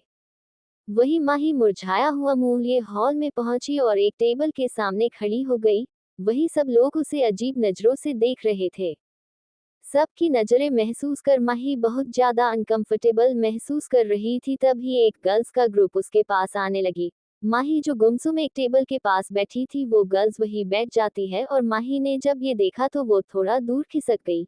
ये देखो गर्ल्स ने उसे देखा, फिर उनको तो पहले से युवराज की शादी की खबर सुनकर चिढ़ होती थी, लेकिन आज अपने सामने उसी के वाइफ को बैठे उनके आंखें बहुत ज्यादा गुस्सा आ रहा था। एक लड़की जो कब से माही की खूबसूरती देख चल रही थी, इसलिए अपने चमचियों जैसे फ्रेंड्स को माही पर टोन मारते हुए कहा, अंडस को यहाँ कुछ ऐसे लोग भी हैं जो युवराज जैसे शख्सियत को अपने हुस्न के जाल में फंसा के शादी कर सकती है। माही समझ गई कि वो उसके बारे में बोल रही है, वो बस यहाँ युवराज के कारण ही वो यह आई थी, यहाँ किसी के बेफिजूल की बातें सुनने नहीं। इसलिए माही को लगा इनके बातें सुनने से अच्छा युवराज को ढूंढे, क्योंकि उसे वहां से जाना था और उसे नहीं रुकना था। उसे जैसे माही उठी, उसकी ड्रेस पीछे से पूरी फट गई। माही शॉक में रह गई। वही वहां बैठी लड़कियां भी ये देख हैरान था। वो तो बस माही को नीचा दिखाने आए थे, लेकिन वही लड़की जो माही को टोन मार रही थी, उसने जानबूझ के माही गाउन के कपड़े के ऊपर पैर रखा था, जिससे उसकी ड्रेस जो है वो फट जाए और माही की पूरी बेइज्जती हो। लेकिन वो शायद ये भूल गई माही वाइफ किसकी है। ड्रेस फटने की आवाज सबने सुना और सब उस तरफ देखने लगे। माही अपना चेहरा नीचे किए अपनी ड्रेस को पकड़ी हुई थी। वही जब काव्या को ये सब के पता चला तो वो वहां पहुंची जहां माही उन लड़कियों साथ खड़ी थी। वो लड़कियों तो कोई फर्क ही नहीं पड़ रहा था कि हुआ क्या। वो लोग माही को संतावना देने के बजाय माही की ओर बेइज्जती करती है और कहती है, अंडस को ओह नो, तुम्हारी तो ड्रेस फट गई क्या, युवराज तुम्हें इतनी सस्ती ड्रेस पहनाता है। माही ने जब ये सुना तो उसका चेहरा शर्म से लाल हो गया, उसके आंखों से आंसू गिरने लगे। तभी वो लड़की बोली, अंडस को तुम कितनी ज्यादा बेशर्म, यहाँ फटी हुई ड्रेस पहने अभी भी यही खड़ी हो, मैं होती तो भाग जाती अभी तक। माही अब इतना इंसल्ट नहीं सह सकती थी। वो एंट्रेस की ओर भागने लगी। वही काव्या जो इतना ज्यादा शोर सुन वहां आती है तो माही को भागते हुए देखती है। काव्या भी उसके पीछे भागती हुई बोली, अंडस को माही, माही कहाँ जा रही हो तुम। माही वो ब्राइड थी, इसलिए वो वहां से नहीं जा सकती थी, लेकिन तब उसने उन तीन लड़कियों को देखा जो मुंह पर हाथ रखे हंस रही थी। काव्या ने पूछा, अंडस को क्या क्या किया तुम तीनों ने माही के साथ। तभी उसमें से एक लड़की बोली, अंडस को, अरे काव्या कितनी अच्छी दिख रही हो तुम। काव्या को उस लड़की बात सुन बहुत गुस्सा आया। वो बोली अंडरस्को कायरा तुम बताओगी तुमने माही के साथ क्या किया। कायरा ने हंसते हुए कहा अंडरस्को ज्यादा कुछ नहीं बस ड्रेस फाड़ दी मैंने।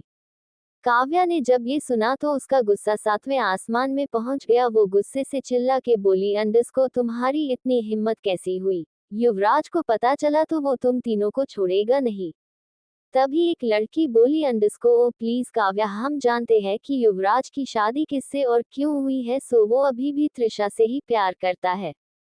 काव्या को बहुत गुस्सा आया। वो बोली अंडरस्को तुम सबको लगता है कि युवराज अभी भी त्रिशा से प्यार करता है तो तुम सब गलत हो। तभी एक लड़की बोली अंडरस्को अब करता है या ना करता हो हमें कोई मतलब नहीं है। वो वैसे भी उस त्रिशा को डिसर्व करता भी नहीं था। उसे उस त्रिशा को गर्लफ्रेंड बनाने से अच्छा हमारी कायरा को बनाना चाहिए था न रिया। रिया ने कहा अंडरस्को हाँ नैना वैसे भी युवराज को कायरा जैसी लड़की कहीं मिलने नहीं वाली है। काव्या उन पागल लड़कियों की बात सुन और पक रही थी इसलिए वो बोली अंडरस्को मुझे नहीं जानना युवराज के लिए कौन सही है कौन नहीं। अभी वो माही के साथ है एंड तुमने उसकी वाइफ के साथ इतना बुरा किया। तभी कायरा बोली अंडरस्को काव्या तुम क्यों उस भिखरन को बचा रही हो। वैसे भी मुझे तो वो बहुत लो क्लास लगी। एंड आई डोंट थिंक युवराज उस लड़की के लिए इतना बुरा मानने वाला है और मुझे कायरा ओब्रॉय को कुछ कह सके। अब काव्या नहीं सुन सकती थी। उसका गुस्सा फूट पड़ा। उसने गुस्से से कायरा को एक थप्पड़ मार दिया। सब हैरान रह गए। कायरा को तो यकीन ही नहीं हो रहा था। उसने अपना सिर ऊपर किया और गुस्से से बोली अंडरस्को तुम्हारी इतनी हिम्मत कि तुम मुझे थप्पड़ मारो। तुमने मुझे थप्पड़ मारा कैसे।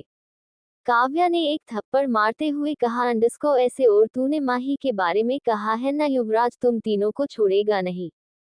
इतना बोल वो एंट्रेस की ओर बढ़ गई। वही कायरा अपने हाथ को गाल में रख गुस्से से काव्या को देख रही थी। वही काव्या बाहर आई। उसने बाहर देखा वहां माही दूर दूर तक उसे दिखाई नहीं दी। तभी उसे युवराज और मानव दिखाई दिए। वो वापस हॉल की तरफ आ रहे थे।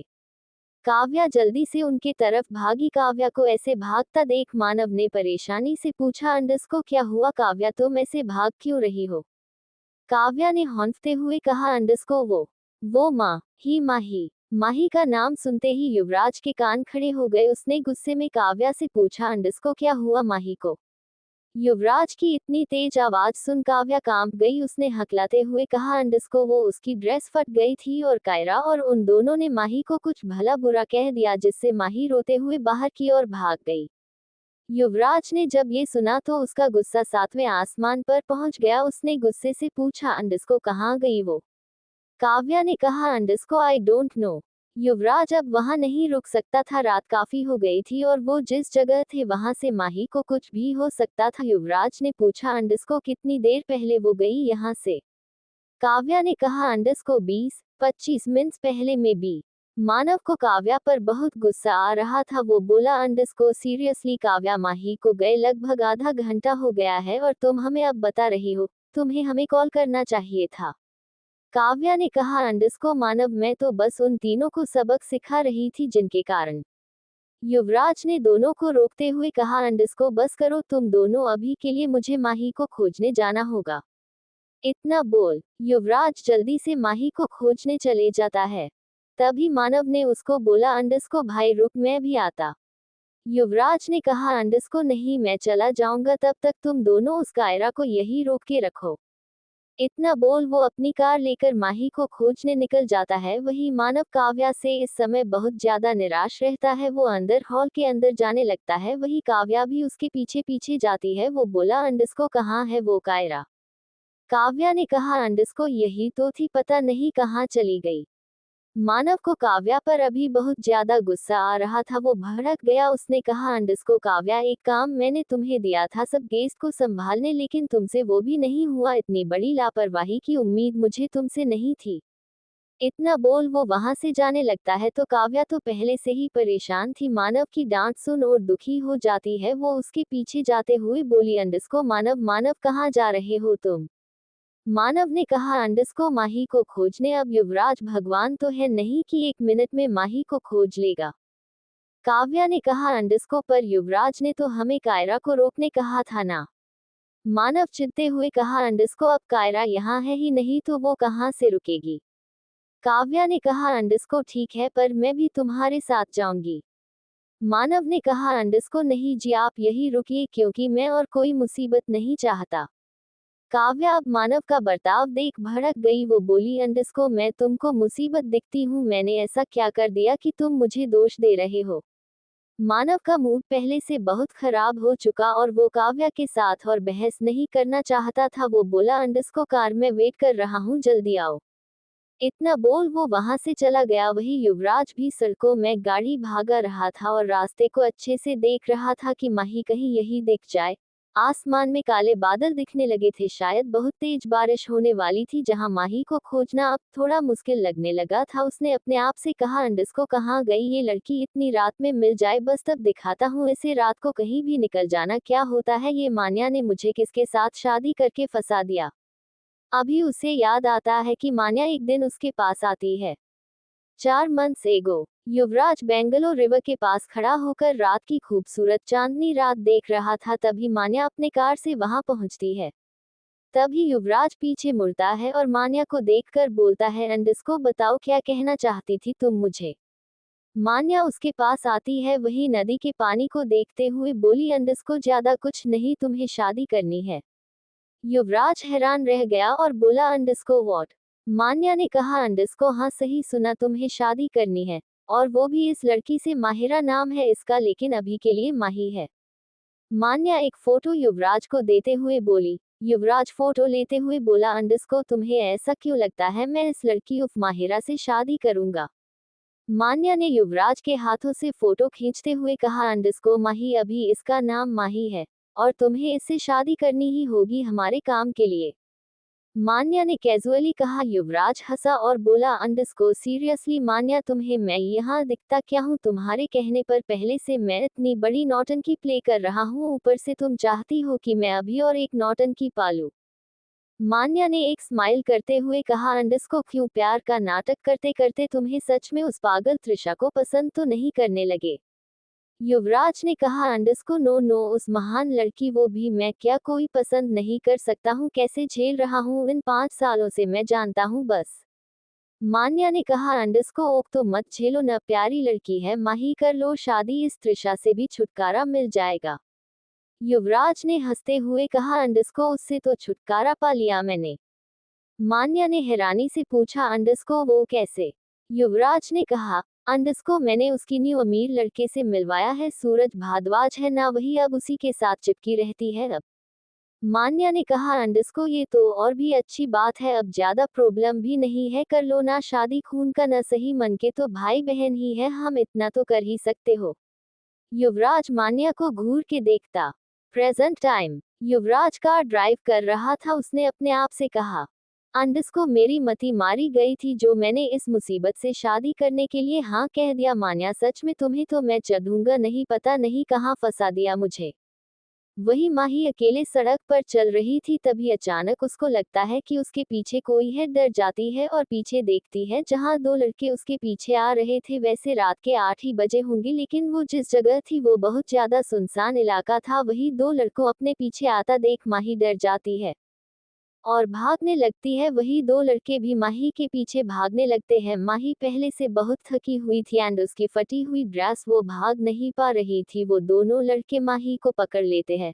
माही उन दोनों को पास देख घबरा जाती है और पीछे भागने लगती है, लेकिन वो दोनों में से एक उसके सामने आ जाता है और कहता है, अंडस्को और कितना भागेगी, हमारे पास आ जा चुपचाप से।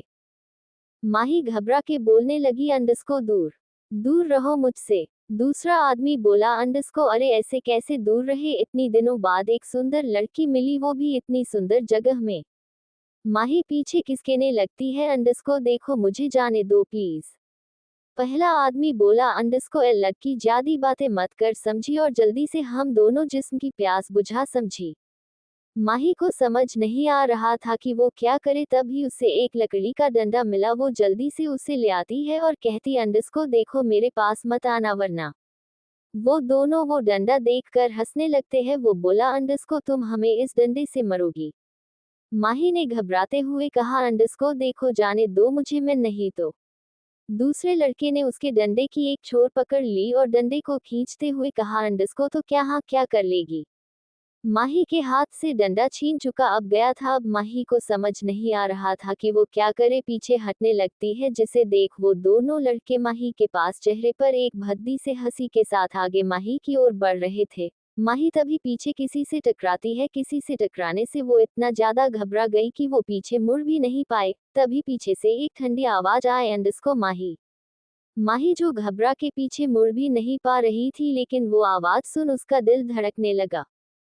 वही माही हल्के से पीछे देखती है जहां युवराज अपने सर्द भाव से उसे ही देख रहा था। माही युवराज को देख इतना ज्यादा खुश हो कि जल्दी से पीछे मुड़कर उसके गले लग गई और रोने लगी। वही युवराज भी माही को ऐसे देख सिर्फ सामने देख रहा था। उसने अपने हाथ से माही की पीठ सहलाए। उसे महसूस हुआ उसके कपड़े रियल में कुछ ज्यादा ही फट चुके हैं, जिससे उसकी पूरी विजिबल हो रही थी और अभी उसके पीठ को वो दो लड़के देख रहे थे। माही ऐसे देखते देख युवराज की आंखें इतनी ज्यादा गहरी हो गई, उसने माही को खुद अलग किया। माही जो अपने सेंसस में थी ही भी नहीं, उसने अपने आंसू भरे नजरों से युवराज को देखा जो अपना कोट उतार रहा था। उसके चेहरे पर गुस्सा साफ साफ समझ आ रहा था कि वो बस युवराज को देखे जा रही थी। युवराज ने उसे अपना कोट पहनाया। तभी बारिश होने जहां माही और युवराज वहां उस ब्रिज में खड़े थे और एक दूसरे को देख रहे थे, दोनों को लगने लगा था ये वक्त सिर्फ उन दोनों के लिए ही आया था। तभी वो दोनों लड़कों में से एक लड़का बोला, अंडस्को है, जल्दी से वो लड़की को हमारे हवाले कर दे।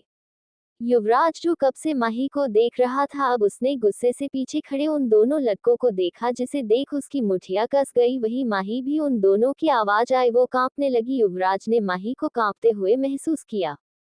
उसने माही को देखा और कहा, अंडस्को कार में बैठो। माही ने उसे देखा लेकिन कुछ कहा नहीं। युवराज इतना बोल चला जाता है उन दोनों लड़कों के पास, जहां वो लड़के युवराज को ऐसे देख थोड़ा घबरा जाते हैं। लेकिन उन दोनों में से एक लड़का बोला, अंडस्को देख, हमें तुझसे कोई लेना देना नहीं है, शांति से हमें। वो इतना बोल पाया था। एक पंच युवराज ने उसके गाल में दे मारा। युवराज का पंच इतना तेज था कि वो लड़का 2 मीटर दूर गिरा और पूल के रेलिंग से लगने से वो बेहोश हो गया। वही दूसरा लड़का ये देख हैरान था, लेकिन वो हिम्मत करते हुए कहा, अंडस्को देख, तुझे पहले उसके साथ मजे करने हैं तो कर, फिर बाद में मुझे दे देना। युवराज को उसकी बात सुन इतना गुस्सा आया कि उसके पेट में उसने एक किक मारी, जिससे वो आदमी दूर जाके गिरा। लेकिन युवराज का गुस्सा शांत नहीं हुआ। वो उसके पास जाता है और उसके ऊपर झुककर बेरहमी से मारे जा रहा था। उसने उस आदमी को इतना मारा कि जब तक वो अपने आप शांत नहीं कर लिया हो। युवराज को ऐसे लड़ते देख माही बहुत ज्यादा डर गई थी। वही युवराज तो जानवरों जैसा उसे मारे जा रहा था। उसने कहा, अंडस्को तू मेरी वाइफ के साथ सोएगा, हिम्मत कैसी हुई तुझे ये बोलने की। इतना उसने उसके मुंह पर किक की जिससे उसकी 4 दांत आगे के टूट गए। वही माही अब ये सब बर्दाश्त नहीं कर पा रही थी। वही युवराज ने अब उसको 2 किक मारी, जिससे वो अब सांस लेने के हालात में भी नहीं था। अब उसे इन लड़कों के साथ रहकर और टाइम वेस्ट नहीं करना था। वो पीछे मुड़ा जहां माही स्तब्ध होकर खड़ी थी, जैसे उस पर जान ही नहीं बची हो। माही को कार में बैठे न देख युवराज बहुत गुस्सा, वो उसकी तरफ गुस्से से बढ़ा। वही माही युवराज को ऐसे आता देख घबरा जाती है, जिससे उसके कदम पीछे ले लेती है। वही युवराज तो जल्दी से उसके पास आया और उसके कंधे को पकड़ते हुए गुस्से से बोला, अंडस्को जब मैंने तुम्हें कार में बैठने बोला तो तुम क्यों नहीं बैठी। माही युवराज के चिल्लाने से बहुत डर गई। उसने अपने कंधे को देखा जहां युवराज का खून से सना हुआ हाथ था। माही उससे बहुत ज्यादा डर गई थी और कांप रही थी। युवराज ने माही को नोटिस किया और अपने हाथ को देखा जो माही के कंधे पर था। उसने फिर माही को देखा जो डरे सहमे खड़ी थी। अब युवराज ने उसके कंधे को पकड़ को अपने पास कर लिया, जिससे माही की सांसें ही अटक गई। युवराज ने बड़े ठंडे भाव से कहा, अंडस्को you have to accept it. इतना बोल उसने माही के चेहरे को देखा जो बारिश के पानी पूरा भीग गया था। उसके चेहरा अभी चांद की और स्ट्रीट लाइट की रोशनी से और भी चमक रहा था, जिससे युवराज उससे पता नहीं क्यों आज आकर्षित महसूस कर रहा था। उसने माही को बिना कोई वार्निंग दिए उसके होठों पर किस कर दिया। माही तो शौक हो गई। मानव की कार में मानव कार ड्राइव कर रहा था और सामने की ओर देख रहा था। वही काव्या दूसरे तरफ देख रही थी, नाराज जो थी दोनों एक दूसरे से। मानव ने कहा, अंडस्को अब तो तुम्हारी ख्वाहिश पूरी हो गई न, खिड़की के पार क्या देख रही हो, खोजो माही को। काव्या मानव की बात सुन चिढ़ गई और बोली, अंडस्को मैं खोजने ही आई हूँ, ओके तो ज्यादा बोलने की जरूरत नहीं। फिर काव्या परेशान होते हुए बोली, अंडस्को पता नहीं युवराज को माही मिली भी होगी नहीं। मानव ने चिढ़ते हुए कहा, अंडस्को ये सब तुम्हारी गलती के कारण हुआ है, अगर तुम हमें पहले बता देती तो इतनी बारिश में हमें उनको को खोजने नहीं आना पड़ता। काव्या ने परेशान होते हुए कहा, अंडस्को मेरी क्या गलती है, हाँ कब से देख रही हूँ तुम मुझे दोष दे रहे हो। मानव ने झलाते हुए कहा, अंडस्को तो क्या करूँ, हाँ तुम्हें जब मैंने कह के रखा था सारे मेहमानों को संभालने, इसका मीनिंग है कि तुम्हें उन्हें घर भेजना चाहिए था। काव्या ने कहा, अंडस्को बहुत से गेट्स खाना नहीं खाते थे तो तुम ही बोलो मैं कैसे उन्हें घर भेज देती।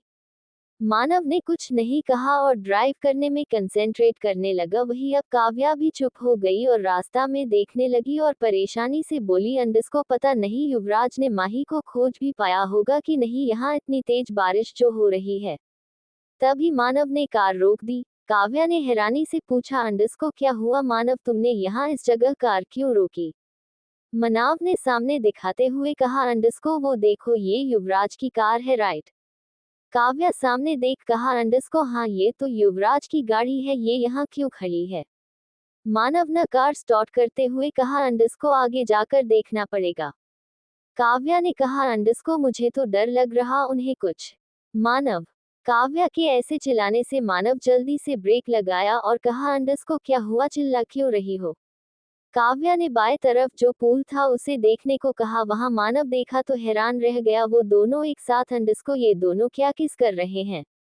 दोनों को तो अपने आंखों पर यकीन ही नहीं हो रहा था। फिर उन दोनों एक दूसरे को देखा, फिर आंखों ही आंखों में वहां से जाने का इशारा कर वहां से चले जाते हैं। वही युवराज जो पता नहीं कब से माही को किस कर रहा था, उसने अपनी आंखें खोली और माही को देखने के लिए। वो बेचारी तो अपनी आंखें पूरे कस के आंखें बंद किए हुई थी, जैसे कि वो दुनिया की सबसे मुश्किल काम कर रही हो। युवराज ने एक टेढ़ी स्माइल दी और माही के कमर को और पास लाते हुए उसे और पैशनेटली किस करने लगा। माही चौंक गई और अपनी आंखें उसने खोल और युवराज को देखा जो उसे ही देख रहा था। युवराज ने उसे एक डेविल स्माइल दी और करीब करके किस करने लगा। इस समय बारिश में वो दोनों दो जिस्म एक जान लग रहे थे। वही युवराज ने माही को अब छोड़ा और माही को देखने लगा जो सिर नीचे किए खड़ी थी। युवराज ने उसके ड्रेस को देखने लगा, जहां उसे कुछ तो गड़बड़ लगा, इसलिए वो सर्द आवाज में कहा, अंडस्को कार में बैठो हम अभी घर जा रहे हैं। माही ने हाँ में सिर हिलाया और उसके पीछे जाने लगी। युवराज का चेहरा बहुत गंभीर था। माही खिड़की के बाहर से देख रही थी। युवराज ने ड्राइव करते हुए ही पूछा, अंडस्को तुम्हारी ड्रेस फटी कैसे। माही ने युवराज को देखा जिसके चेहरे पर सीरियसनेस साफ साफ दिख रही थी। माही ने धीरे से आवाज से कहा, अंडस्को वो उस लड़की मेरी ड्रेस में अपने पैर रखा दिया था जिससे पूरी ड्रेस एक बार में फट गई। ये कहते वक्त माही को बहुत एम्बारेसमेंट फील कर रही थी। वही युवराज सोचने लगा, कोई ड्रेस में पैर रखने से कोई ड्रेस ऐसे फट नहीं सकती, इसलिए उसने कहा, अंडस्को तुम्हारी ड्रेस पहनने में किसने मदद की थी। माही कंफ्यूज हो गई और बोली, अंडस्को क्या मतलब। युवराज ने उसकी ओर देखा जिससे माही घबरा गई और सामने देखकर याद करने लगी। तभी उसे याद आता उसकी ड्रेस पहनने में मोनिका ने मदद किया था, लेकिन उसे समझ नहीं आ रहा था कि मोनिका का नाम वो क्यों जानना चाहता है। युवराज ने कहा, अंडस्को बताओगी। माही घबरा गई और कहा, अंडस्को मोनिका जी ने। युवराज हैरान जाता है और माही को देखने लगा। उसका शक सही था, ऐसे कोई भी ड्रेस नहीं फट सकती, जरूर मोनिका ने ही ड्रेस के साथ छेड़छाड़ की होगी। यही सोच उसने माही को देखा जो ठंडे से कांप रही थी। नवंबर के महीने में बारिश में भीगना सच में शरीर को हिला देने वाली बात थी। उसने कार की हिट ऑन कर दी और उसने सोचा अभी घर पहुंचने में टाइम है, इसलिए वो दोनों यही किसी होटल में स्टे कर लेंगे। उनको रास्ते में एक होटल दिखा, नाम स्वीट पैराडाइज लिखा हुआ था। युवराज ने कार पार्किंग में डाल दी और माही को गोद में उठाया। वो रियली बहुत कांप रही थी। उसने उसे गोद में उठा के रेस्पेनिस्ट के पास गया। रेस्पेनिस्ट ने पूछा, अंडस्को hello sir, how can I help you. Yuvraj ने रेस्पेनिस्ट से कहा, अंडस्को आई वांट ए रूम। रेस्पेनिस्ट ने रूम का कार्ड देते हुए युवराज को कहा, अंडस्को okay sir, this your card, your room number इस 112। युवराज रूम के अंदर आया और माही को बेड पर लेटा दिया। उसके पूरे कपड़े गीले थे। उसे समझ नहीं आ रहा था कि अब वो क्या करे। तभी युवराज ने लैंडलाइन से रिसेप्शन में कॉल किया और पूछा, यहाँ कस्टमर्स के लिए क्लोथ्स अवेलेबल है कि नहीं। रेस्पेनिस्ट ने कहा कि वो क्लोथ्स अवेलेबल रखते हैं। युवराज की बहुत बड़ी प्रॉब्लम उसके सर से हटी। कुछ ही टाइम में डोर नॉक हुआ और युवराज ने डोर खोला और सर्वेंट से कपड़े ले लिए। और थैंक यू बोल डोर बंद कर दिया। वो माही के पास गया और सोचा कि अब माही को कपड़े कौन पहनाएगा। तभी उसने कुछ सोचा और उसके चेहरे पर डेविल स्माइल आ गई। अगली सुबह मान्या का विला। मान्या अपने खुद के टेरेस में एक्सरसाइज कर रही थी और उसके साथ आरिफ भी कर रहा था। उसके कपड़े जो उसने पहने थे वो पूरा भीग चुका था। मान्या ने तिरछी नजरों से उसे देखा। वो तो हैरान थी कि आरिफ इतनी देर तक वर्कआउट कर सकता था। तभी मान्या ने उसे देख कहा अंडस्को हाँ बहुत हो गया, चलो जिम करते हैं। आरिफ को कोई प्रॉब्लम नहीं थी, लेकिन मान्या उसकी तो तबीयत अभी उतनी अच्छी तरीके से ठीक नहीं हुई थी और इतनी वर्कआउट सेहत के लिए ठीक भी नहीं था। इसलिए उसने मना करते हुए कहा अंडस्को आप पहले से बहुत वर्कआउट कर चुकी है, अगर आप अभी जिम भी करेगी तो आपकी तबीयत फिर न बिगड़ जाए। मान्या ने अपने हाथों को कमर में रखते हुए कहा अंडस्को तुमने मुझे क्या कोई कच्ची कली समझ रखा है जो जिम करने से टूट के बिखर जाऊंगी। आरिफ ने गहरी सांस ली और अपनी जिद्दी बीवी को देखा। उसने कहा अंडस्को ठीक है लेकिन ज्यादा नहीं, ओके। मान्या ने जैसे उसकी बात सुनी ही नहीं, वो अपना वाटर बॉटल ली और जिम की ओर चल पड़ी। आरिफ ने उसे देख गहरी सांस ली और वही थर्ड फ्लोर में चली गई जहां जिम था। वैसे तो मान्या बहुत थक गई थी, लेकिन थी तो वो मान्या अपनी थकावट थोड़ी ना शो करेगी। एंड अपने भोले पंडित आज वो जितना चाहती थी, अरे वो माफिया होकर इतना वर्कआउट करते करते थक गई तो उसका पति पंडित होकर इतना कैसे वर्कआउट कर सकता है। वो भी कर सकती है, उससे ज्यादा कर सकती है, तबीयत खराब होने की बावजूद है। उसने पहले 250 किलोग्राम के 2 डंबल्स उठाए और दोनों हाथों से करने लगी। सच में उसमें स्ट्रेंथ तो थी। आरिफ उसे बड़े गौर से देख रहा था। हाय क्या दिखती थी उसकी माफिया बीवी, पूरी बवाल। आरिफ का सूखने लगा, इसलिए उसने अपने बीवी से नजरें हटा के सामने मस्कुलर गेनिंग मशीन, जो एक जिम इक्विपमेंट है जिससे लोग वहां पर लेटकर उसके ऊपर जो इक्विपमेंट होता है उसे अपने बाजुओं से उठना पड़ता है, वही मान्या उसे अपने तिरछी नजरों से ही उसे ही देख रही थी। उसे ऐसे देखने से उसने कारण एक डबल उसके हाथों से छूट गया। आवाज सुन आरिफ ने उसे देखा जहां मान्या घूर के उस डंबल्स को देखे जा रही थी। आरिफ ने गैनिक मशीन को साइड रखा और परेशानी से बोला अंडस्को वाइफ जी आप ठीक तो है ना, आपको चोट नहीं लगी। मान्या ने एक नजर आरिफ पर डालते हुए बोली अंडस्को नहीं, मुझे चोट नहीं लगी है, अब वो सब छोड़ो और आओ मेरी हेल्प करो। आरिफ समझ नहीं आया कि मान्या किस चीज में हेल्प मांग रही है। तभी आरिफ ने मान्या उस मशीन की ओर जाते देखा जहां सामने एक व्यक्ति बैठ जाता है। ऊपर की ओर एक रोड रहती है जिसमें स्प्रिंग लगे रहते थे जिसे ऊपर से नीचे पुल करना पड़ता। देखो भाई मैं कभी जिम गई नहीं तो मुझे उनके इक्विपमेंट की जानकारी उतनी नहीं है। आरिफ ने हाँ में सिर हिलाया और मान्या के पास चला और सामने के रोड के दोनों साइड पकड़ लिया और मान्या को हेल्प करने लगा। मान्या उसे देख कहा अंडस्को ऐसे हेल्प करने नहीं कहा, मेरे साथ बैठकर स्ट्रेचिंग करो। आरिफ हैरानी से मान्या को देखने लगा। मान्या ने उसे देख कहा अंडस्को बैठो भी, देख क्या रहे हो। आरिफ मान्या की बात सुन हड़बड़ा गया और बोला अंडस्को हाँ, और मान्या के पीछे बैठ गया और मान्या के हाथों से होते हुए उस रोड के साइड को पकड़ लिया। इस मान्या और आरिफ इतने करीब थे कि उनकी सांसें एक दूसरे में घुल रही थी, दोनों एक दूसरे फ्रेंग्रेस को खुद में समा रहे थे। तभी आरिफ ने रोड को नीचे पुल किया और मान्या के और करीब चला गया। मान्या बड़ी खुश थी, वो आरिफ को खुद के करीब लाकर उसका ध्यान अपने ऊपर लाना चाहती जिससे वो जीत जाए। और शायद आरिफ सच में मान्या के करीब देख बेहक रहा था। आरिफ ने इस बार जब रोड को पुल करता है तो मान्या की सुराहीदार गर्दन देखता है जिसे देखो इतना ज्यादा बहक गया कि उसने मान्या के कमर को पकड़ा। मान्या हैरान रह गई, उसके हाथों से रोड की साइड छूट गई। लेकिन कमाल की बात तो ये थी कि आरिफ ने एक हाथ से उस रोड को पकड़े हुए था, वही आरिफ ने मान्या को पीछे से पकड़कर उसे अपने करीब लाता है, अपने होठ मान्या के गर्दन में रख देता है। मान्या हैरान रह जाती है, अपने गर्दन पर आरिफ के होठों की छुअन महसूस कर उसकी बॉडी सिहर उठी और वो हकलाते हुए कहा अंडस्को आरिफ ये तुम क्या कर रहे हो। आरिफ जो उसके गर्दन को किस कर रहा था वो मान्या की आवाज सुन आरिफ ने उसके गर्दन से अपने लिप्स हटाए और एक डेविल स्माइल करके उसने एक हाथ से जो रोड पकड़ी हुई थी उसे छोड़ दिया और दोनों हाथों से मान्या के खुली कमर को पकड़कर कहा अंडस्को वाइफी जी मैं अपना गुड मॉर्निंग किस ले रहा हूँ। आरिफ की बात सुन मान्या हैरानी से आरिफ को देखने लगी जो उसे डेविल स्माइल के साथ देख रहा था। बेचारी मान्या आरिफ जीतने के जुनून में आरिफ की जुनून बन गई। आरिफ अब अपनी जगह से उठा और मान्या को कमर से पकड़कर अपने करीब करता है। मान्या तो उसे देख हैरान रह जाती है। आरिफ बिना कोई वार्निंग के उसके होठों में किस कर लिया। आरिफ की स्पीड देख मान्या तो 100 पर 100 लग रहे थे।